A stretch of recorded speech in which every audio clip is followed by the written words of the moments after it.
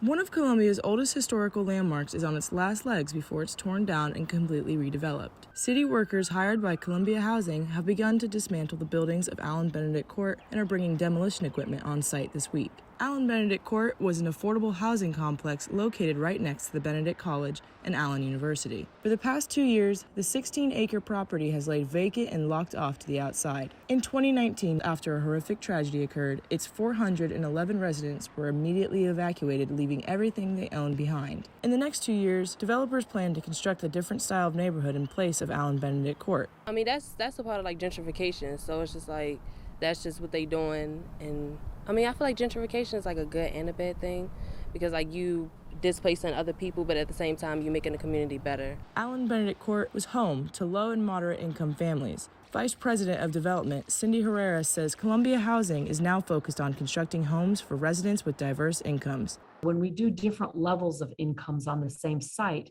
we end up with more positive communities many times. The community seems hesitant towards the Housing Authority's plan of introducing mixed income residents. I feel like they're going about it the wrong way. Like they should make more affordable housing. Like don't put buildings right here if people that you see walking down the street can't afford them.